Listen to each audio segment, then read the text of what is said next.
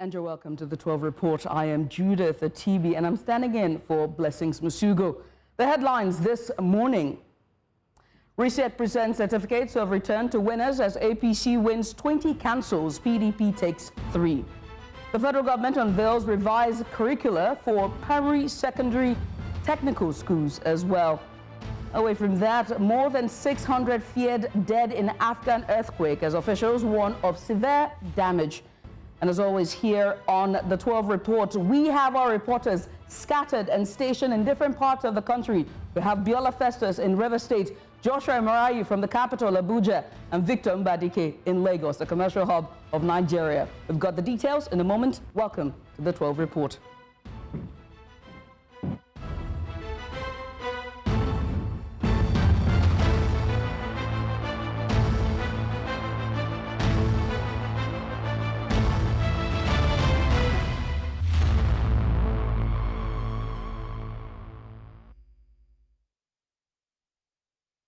And we'll begin with the just concluded local government election in River State, where the State Independent National, or rather the State Independent Electoral Commission, has presented certificates of return to chairman-elect following the just concluded local government elections.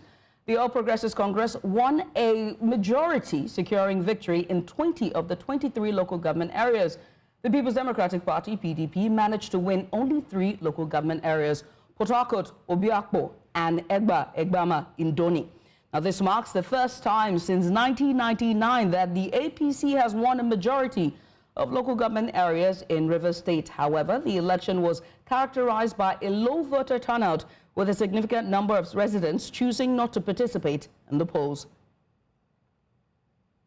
Still on the local government elections, the former Vice President Atiku Abubakar has demanded the annulment of the River State local government election, condemning the process as deeply flawed and a betrayal of democratic principles. In a post on X on Sunday, Abubakar criticized President Bola Tinubu's administration for rushing the polls in a manner that appeared calculated to secure political dominance at all cost. Atiku urged Nigerians, the international community as well, and opposition parties in River State to reject the election results, highlighting concerns over the legitimacy and legality of the exercise. He expressed solidarity with the people of Rivers, describing them as victims of a powerful faction determined to undermine their democratic rights and manipulate the political landscape. The election has clearly intensified political tensions in the state. News Central's Biola Festus has covered the election activities and is on standby for updates. Biola, always good to have you. You have been covering this since on Friday. How was the presentation of certificates of return received by the winners?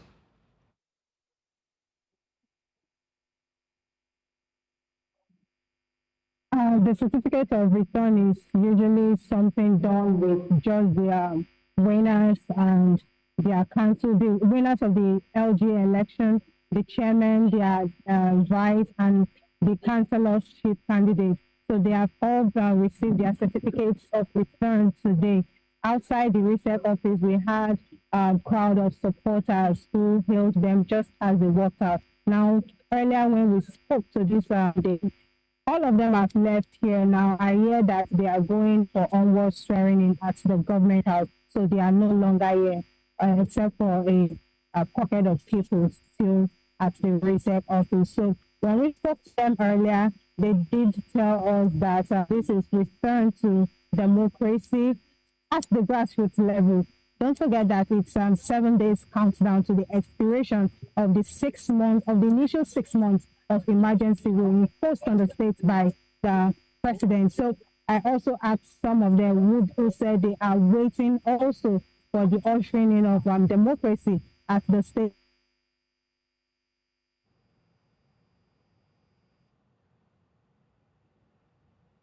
We seem to be having technical difficulties there. That's Biola Festus, our correspondent, that is live in River State, Port Harcourt, the capital, giving us update as certificates of returns have been given now to the chairman-elect.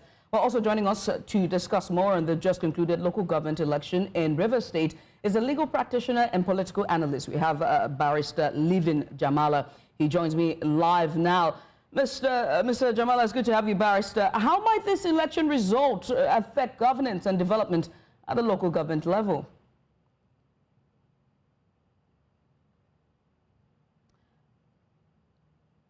We have lost both guests. We'll try to bring you more insight when we establish a connection with them. That's on the local government elections. Away from Rivers State now to Abuja, to the capital, Abuja, where the FCT Minister Nyesom Wike has weighed in on the current dynamics of Rivers politics, asserting his regained influence following the recent local government elections. Despite opposition gains, Wike emphasized his strong grassroots control during a media parley, noting that both PDP and APC winners in the election are largely his loyalists.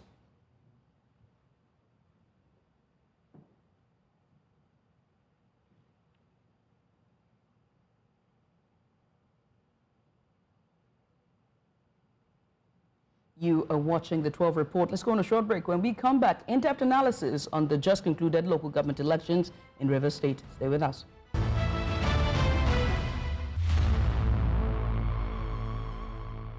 Welcome back to the 12 reports. Now, we know that the local government elections in Rivers State has been concluded, which was conducted on Saturday, and the return of certificates have now been given to the chairman-elect. Now, joining us for a bit more in-depth analysis on the elections and the outcome, the aftermath of the election, we're joined by Barrister Livin Jamala. He joins me live from Port Harcourt. Barrister, it's good to have you on the program, on the news this noon. I must ask first, how might this result or the election result affect governance and development at the local government level? Thank you for having me this afternoon. But I must say good afternoon to our viewers. In answering your question, I do not think what transpired on Saturday, leading to the issuance of certificates of return by the research chairman, Michael Oshodi, is something that was not expected by Rivers people. The whole problem that started in Rivers State sometimes in 2023, and the coming in of Mr. President was just a fulfillment of what they have planned to do by the declaration of a state of emergency. I think Saturday's election, 30th August election, was the last straw, which the FCT Minister, Mr. Nyesom Wike, who has been very bitter about the taking over of, according to him, structures, his own structures, and only him can interpret what that means, is the fact that the local government administration is now handed over to himself.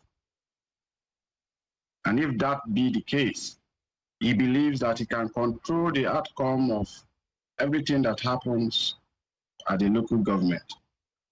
And so the assurance that is given Mr. President is that he has taken firm control of the state.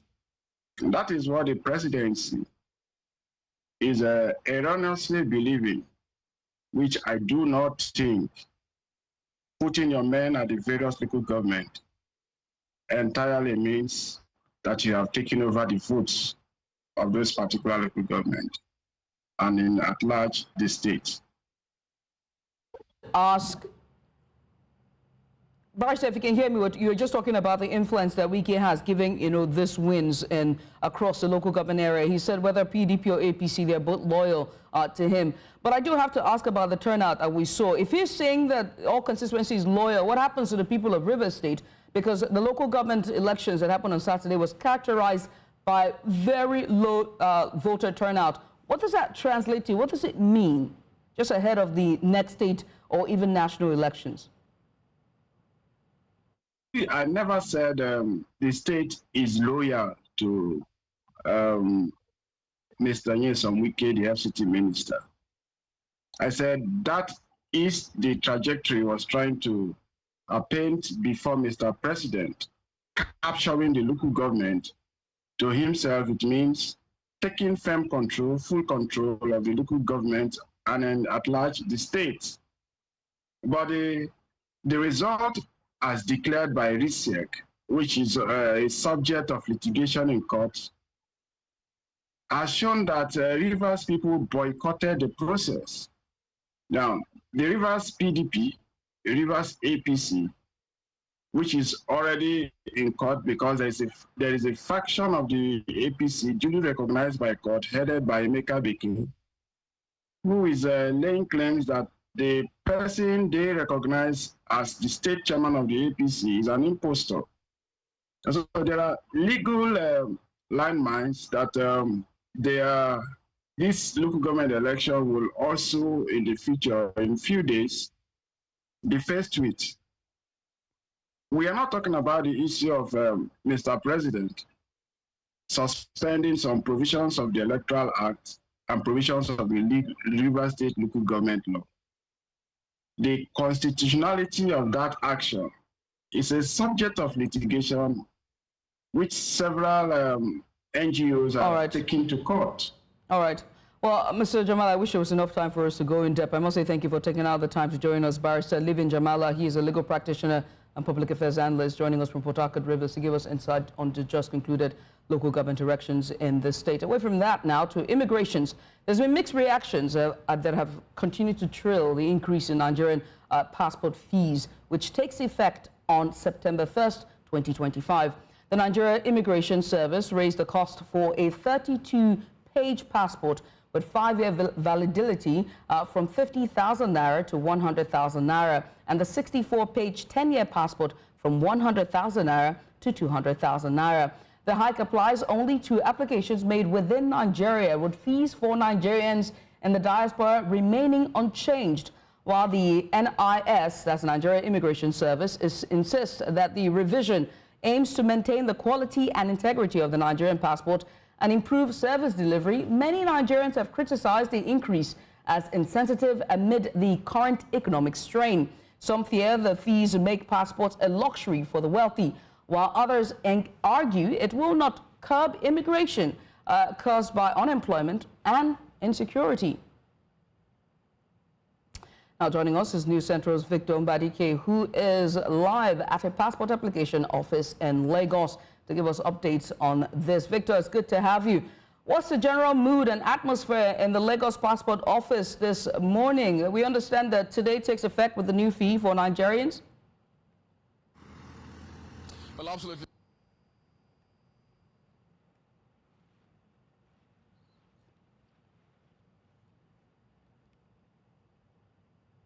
Themselves in glory this morning.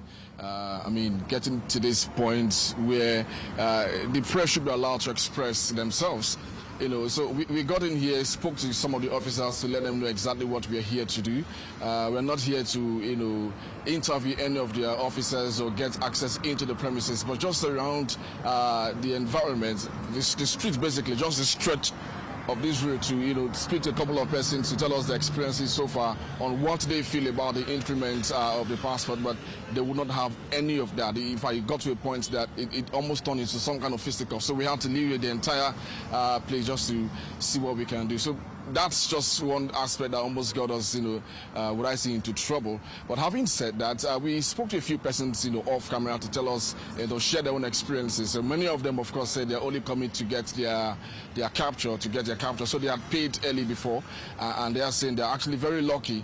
And while others who, you know, had paid, going there to pay for their passport, and saying that this is coming at a very, very bad timing, and especially when Nigerians are grappling with so much, you know, economy downturn, economic issues, and they're saying, why will the government increase yet again? Do not forget, in August in 2024, the increment was from 35,000 to 50,000 naira for a 5-year validity of the international passports, and then for the 64 pages, it went from 70,000 to 100,000. Now it's almost double that, if not more than double that, in just about a year after. Do not also forget that in the last 15 years, we've seen about 6 increments of the international passport. And of course, the argument from the Minister of Interior, Olumi Tunji, is that it's also part of the extent really for that increment is to curb corruption. The production costs have increased. And so, of course, the price of international passport has to also increase. They're also looking at the quality of the passport compared to their counterparts across Africa and beyond. They're also trying to match that, and that's why there is that increment in passport. And this is really, it might make a lot of sense, but why are we having to increase passports every now and then? And just like some of them rightly said, some of the applicants rightly said that this is not a time to start doing that. We are still trying to get our feet. We are still trying to understand the Tinubu economics, as the Tinubu administration in terms of his economic policy, the fuel subsidy removal and all of that. And then you are doing this. And so, well, some again argue that I don't have to really come for the international passport if I can, get other legal documents, except, of course, I want to travel out of the country. So maybe that's another argument. But basically, most of them here are saying they are lucky that this is not coming at a time when they are not even applying for their passports. Some of them are saying they are actually coming here just to, take their captured and, for other legal documents, while others who are unlucky saying that that money that came out of their pockets is actually a huge one at this time. Judith. Appreciate you. Many thanks for that insights there. Victor Mbadike live at one of the passport registration offices here in Lagos. We'll switch gears now to give a bit of wider perspective. We are joined by a global affairs analyst. Now he will join us in subsequent time, and that's Collins Nweke. Just want to introduce him on. Collins is a global affairs analyst who will give us a wider perspective on this matter. But first, let's go on a short break, shall we? You're watching the 12 Report. We'll be back. Stay with us. Don't go anywhere.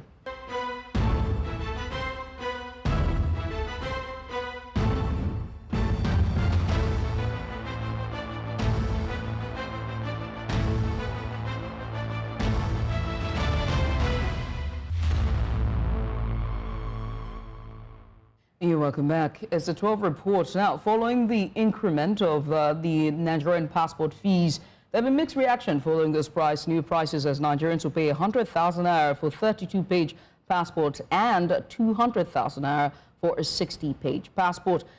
Joining us now is global affairs analyst and former lawmaker in Belgium, and that's Collins Nweke. He joins us live to give us more insight. Mr. Nweke, many thanks for joining me. Now, what impact might higher fees have on Nigerian diaspora relations? Although we know there will be no increment for them, but do you think that it would influence rates of brain drain or even immigration in this part?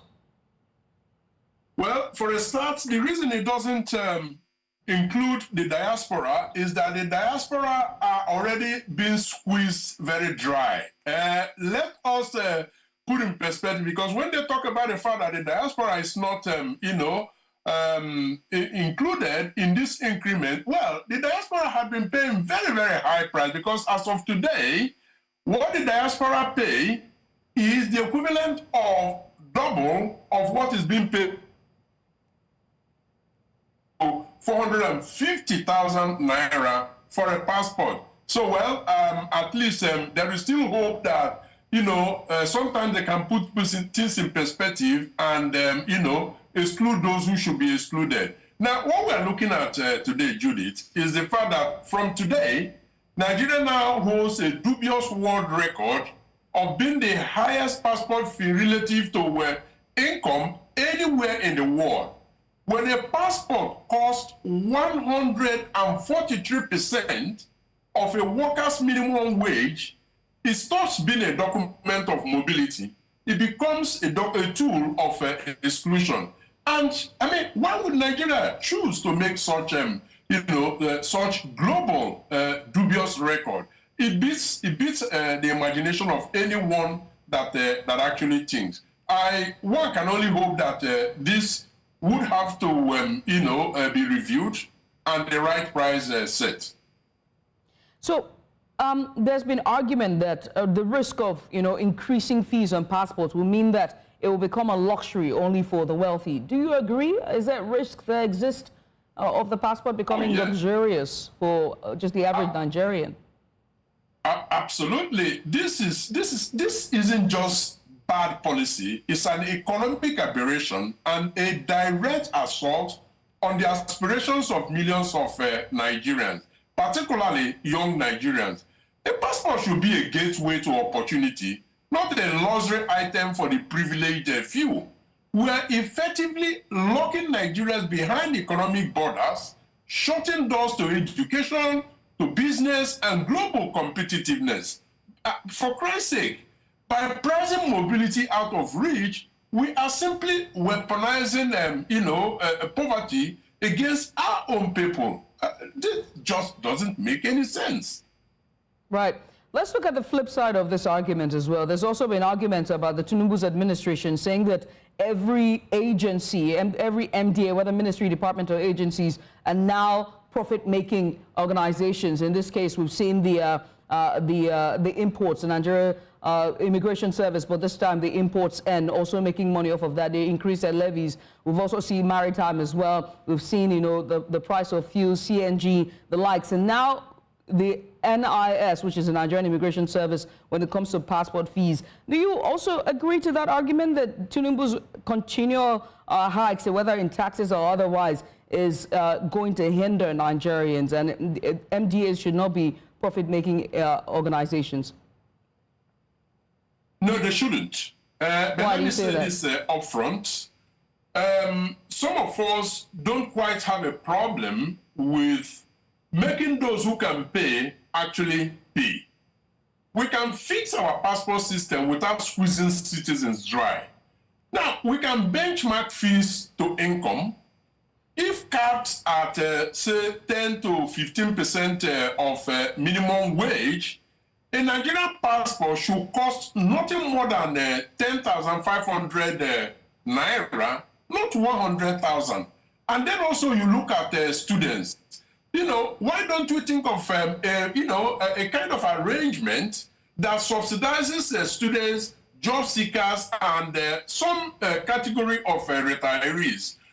We can leverage technology, not people's pocket. So when they want to make money off Nigerians, yes, probably one can argue that there is nothing wrong with that because it's one of the ways of generating revenue for Nigeria. But you don't do that by squeezing those who are unable to pay. You squeeze them out of opportunities. And at the end of the day, there's a way of some of these things going around because, coming back to Nigeria's economy. Because let's not forget, Judith, in 2024, Nigerians in diaspora remitted 23 billion US dollars to Nigeria.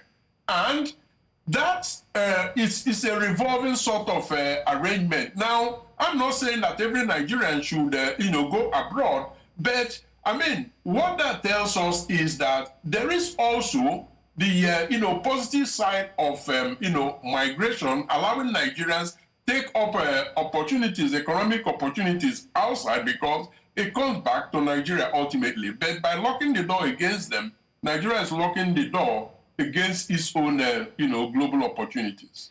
I must say thank you for taking out the time to join us, Mr. Collins Nweke. He is a global affairs analyst and former lawyer, joins us live from Brussels, Belgium. Once again, thank you.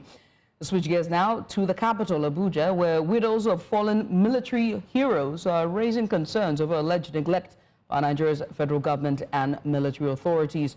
Clad in black, the women marched to the defense headquarters in Abuja, demanding the immediate payment of their entitlements.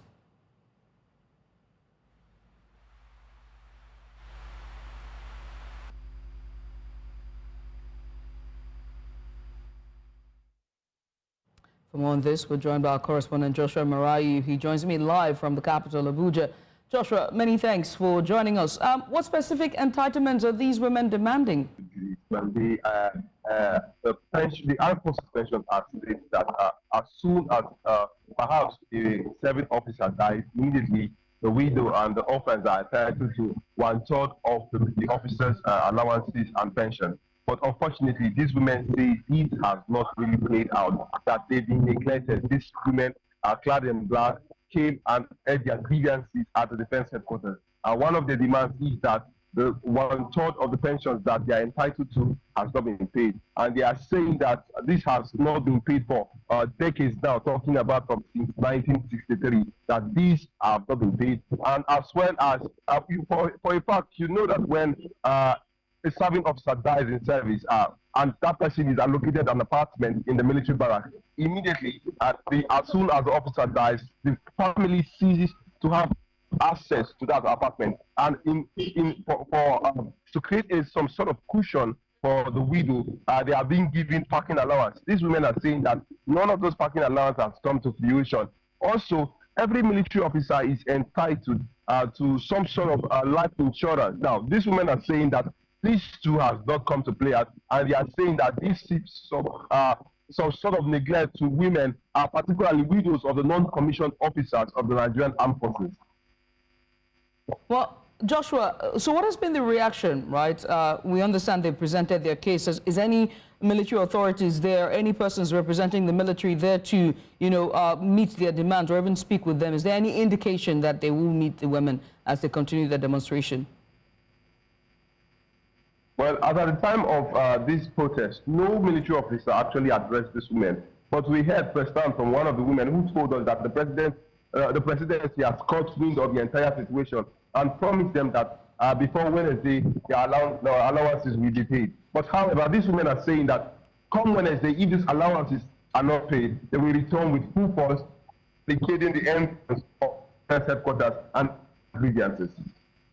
Joshua, thank you. Appreciate you for coming on. Joshua Marai there from the capital, Abuja, as wives of slain heroes for the Nigerian military have cried out and demands that their demands have not been met. Joshua, once again, thank you. Still in the capital, but this time to education. President Tinubu's administration has now just introduced another major reform in the education sector. The federal government unveiled a new curriculum, a framework for basic, senior secondary and technical education following a comprehensive review aimed at improving learning outcomes and easing subject overload.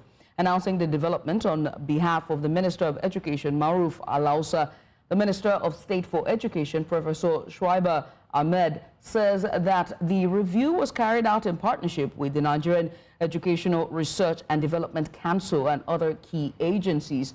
Under the revised structure, pupils in primary 1 to 3 will now take between 9 to 10 subjects, while those in primary 4 to 6 will take up to 12 subjects. Junior secondary students will offer between 12 and 14 subjects, and senior secondary students 8 to 9, and technical school students 9 to 11 subjects. According to Professor Ahmed, the new framework prioritizes practical learning, reduces content overload, and ensures that Nigeria's education system responds to the demands of today's world. And now to transportation. The Nigerian Railway Corporation, NRC, says that no death was recorded in the recent mishap, which saw a Kaduna-bound train from Abuja derail near Asham station close to Jare in Kaduna State. The NRC says that 116 people were on board, including passengers, crew members, and support staff, and were safely evacuated within the first 2 hours of the incident. The Central's correspondent Bettina Nwelih reports. Nigerian Safety Investigation Bureau has launched a probe into the cause of the derailment, which occurred at a junction point known to be prone to accidents. Preliminary findings show that several coaches derailed, causing significant damage to both the rolling stock and parts of the rail track. I have directed the MD Nigeria Railway Corporation to commence the repayment of their tickets that all the passengers have obtained in lieu of their journey. Immediately, Nigerian Safety and Investigation Bureau have commenced investigation to find out what happened at the incidents and how do we control future occurrence. Though nationwide, the National Rail Network System, especially the narrow gauge, is grappling with huge cases of vandalization from intentional theft by scrap speculators and syndicate. The AKTS is not one of the prone areas due to heavy security presence and usage.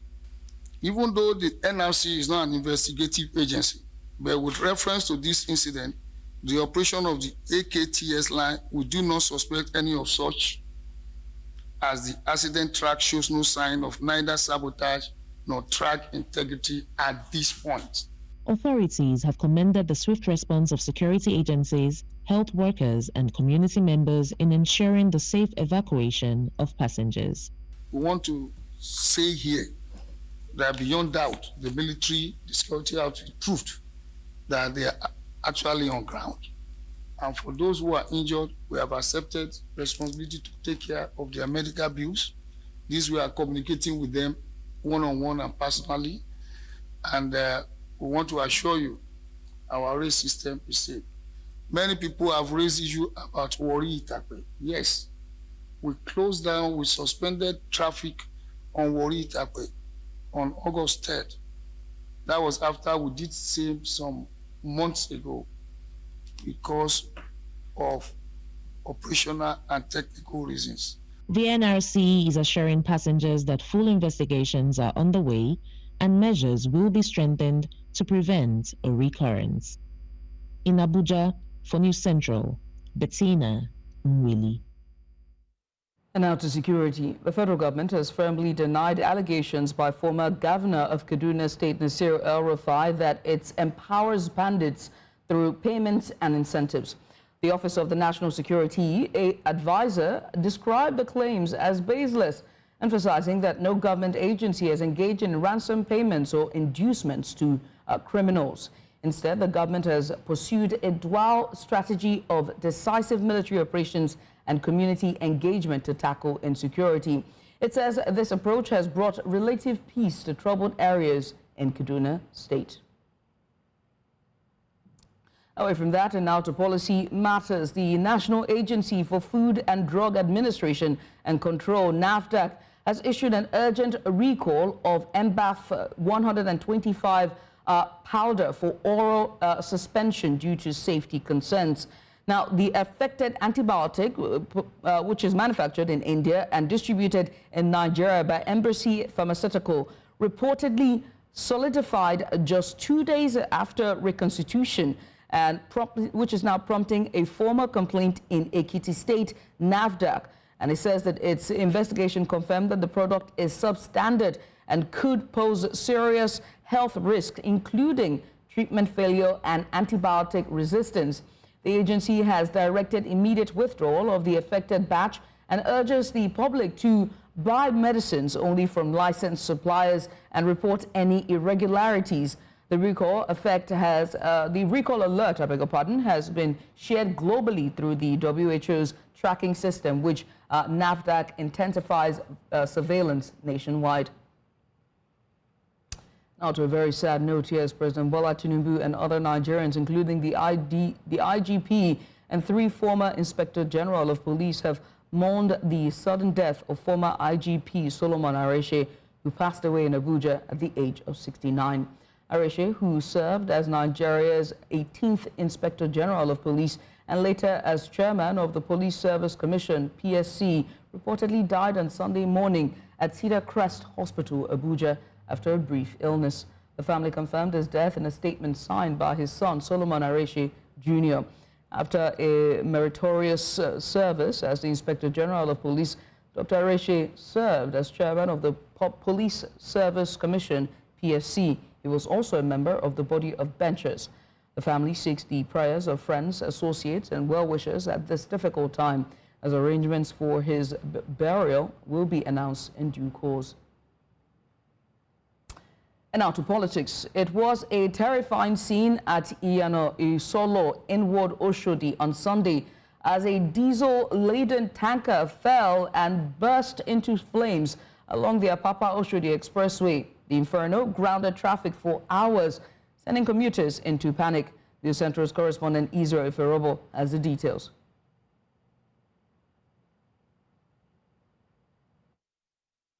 After a diesel tanker lost control and toppled near Isolo. Within moments, the spill ignited, engulfing the area in flames. Emergency officials responded and contained the blaze, while eyewitnesses recounted how it all happened. The downfall bus was trying to pick passenger from the bus stop. I think when he was trying to move out without checking, so the trailer was coming down. So he tried to maneuver. The trailer tried to maneuver the bus. So while he was trying to maneuver the bus, he hit the bus. And I think the bus, about 2 or 3 people were inside the bus. The conductor and one other woman got injured. And along the line, the tanker fell and it caught fire immediately.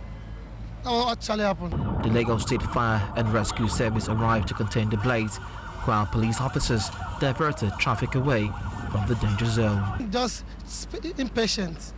While the tanker was coming, while the other bus was trying to move out without checking if their vehicle coming. It's impatient, that's what I can say. Need to do something about that place. Maybe about this underbridge bus stop where down for people where they are picking passengers. If whoever that wants to pick passengers, they should enter service lane. And whoever they catch there, they should arrest them. I'm the driver also. Local government authorities have since reacted, assuring residents of safety. He admonished drivers on the importance of safe driving. They really did well. We call on them and they are very active. And before we could get here, they have been here. Though they are not enough, then when we call them, they come in with their vehicles to quench the fire.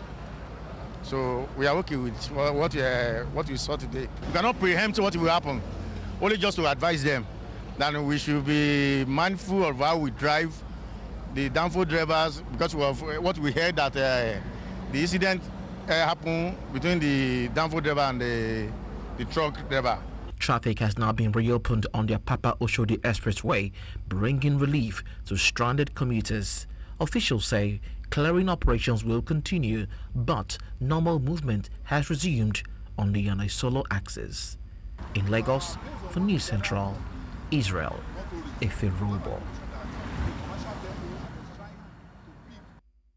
Lagos, as residents of Abati George Avenue under the Obele Oniwala CDA in Surulere, Lagos, have raised alarm over an illegal structure blocking the major drainage path to a canal. The obstruction, built during the reconstruction of the Idiaraba market, has caused severe flooding, health hazards, and restricted access to homes.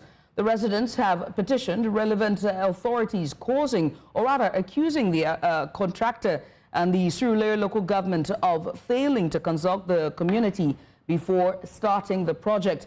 While they acknowledge the importance of the new market, they insist it has become a menace. Standing by to give us update on this is News Central's Israel Eferobor.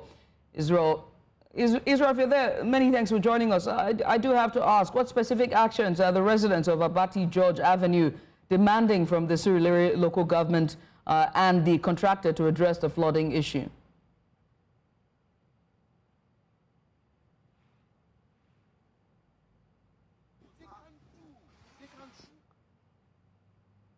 Israel, are you there?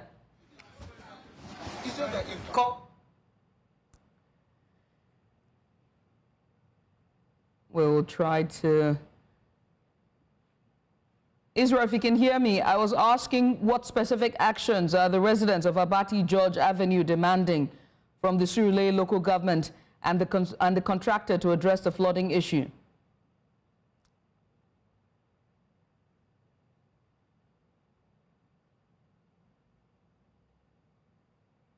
Well, we are right now at Abati George, a street somewhere here in Surulere, Lagos, and it's been really a tense situation. If you can see exactly what is going on here, this is actually, let's just go straight now to the bone of contention here. This is a drainage channel that is meant to take water from this community to the canal here in Surulere. But apparently there was a construction. There is an ongoing construction of a market here in this area, which has gone ahead to block the drainage channel here in Abati George. There are lots of streets here that make use of this particular entrance, this particular road, but it has now been blocked by the construction of this market here that you see close to me right here. A moment ago, there was almost some sort of fracas between the developer and residents of this particular area. Indeed, we were almost being chased out of this place, asking us not to film, but here we are. We need to do our job, and this is exactly what we are doing. I'll just go straight now and speak to a particular resident here who is indeed very, very eager to tell us exactly what the issue is. Judith, can you hear me? Judith, can you hear me? I can hear you loud and clear. Hello, Judith, can you hear me? I can hear you loud and clear. You can go ahead. I can hear you loud and clear. Julius, can you hear me? I can hear you loud and clear. Fantastic. So, thank you so much for reconnecting with me. Okay, so here the residents are complaining about this market that have been built here in Abati, George, that is blocking the drainage channel right here. So go ahead now and tell us. This is New Central TV. What exactly is the issue here? Okay, actually, I'm one of the landlords of this streets. Actually, when this construction started, we wrote to Surulere local government regarding the actual drainage part and then the road. So we wrote to local government, Surulere local government chairman, and after a while, there was no response from them, and the construction was still going on. We also went to the CDA. We wrote a letter to the CDA informing them of what is happening here. Still, there was no response to from the CDA. So, after a while, we discovered that some group of people were coming to one of the properties along the street, that they want to rechannel the drainage part through a private property, which the street actually kicked against. So when there was no response from the Surulere local government, we decided to go to Alausa. And then we submitted a letter to Alausa. Alausa came, and they couldn't, I don't know, they scheduled a meeting at their office. So, but as it is now, we want what the association is saying. We want justice to be done. We want the right thing to be done. We want our road to be restored back to us, our drainage to be given back to us. If it rains today, everywhere is flooded. The water goes through everybody's flat. We cannot, our properties are destroyed. We don't have access road. The solar lights that were installed here, they were all taken off. The road that was, this road that we are standing on had interlocks. It was all taken off. And then what we are seeing now is all these buildings we are seeing directly on the drainage, which is against Lagos state laws. You don't build on a drainage path. What we are saying here is this: if there is a drainage path that existed before, why not allow the same drainage path? Why rechannel it? And what we are seeing here, there is this kind of conspiracy here. Maybe some people are trying to build some shops, as you can see, building shops on the drainage, using this particular portion of land that is supposed to be a drainage path and a road path for their own private maybe business. So that is what we are calling on the government. We are calling on Surulere local government. We are calling on Lagos State, the governor. We are calling on the commissioner to look into this issue and let this issue be resolved amicably. You can look at the letters. You see letters here. These are letters, copies of letters we've written to Alausa, to Surulere local government, to the CDA, and still nothing was done. So what we are asking for is justice. I have a question for you. Yes. So why has it taken so long before you are taking action? Unfortunately, we can't continue with that live report there, but that is our correspondent Israel Eferobor live at Surulere, as residents of that area is complaining of a blockage of drainage to the canals. Let's go on a short break, shall we? When we return, we'll bring you in-depth analysis from the Afghanistan earthquake that happened. And we have our correspondent, our senior international correspondent, Afua Hagan, on standby. Stay with us, don't go anywhere.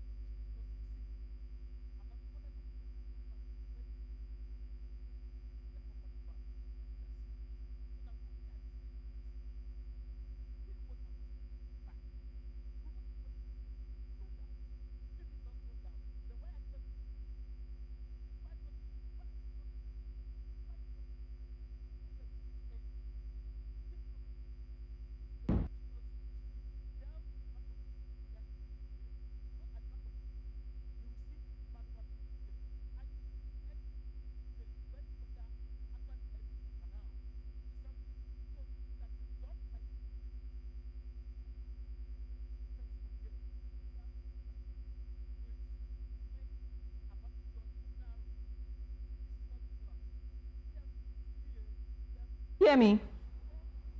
I can hear you. Can she hear me? Hear you. Unfortunately, Afia, they're saying that we can't take you now, that we're having technical issues. Is that okay? Oh, okay. All right, cool. Sorry. Yeah, that's okay. All right, cool.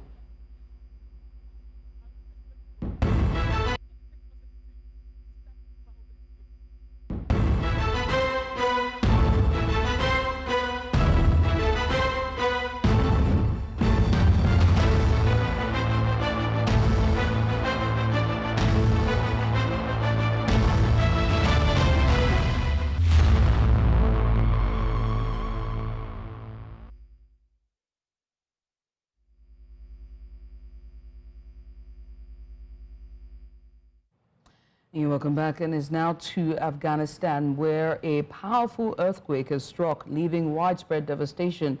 The entire villages have been reduced to rubble, with rescue efforts underway to reach survivors that are trapped beneath collapsed buildings. Authorities warn the death toll is expected to rise as emergency teams struggle to access remote areas.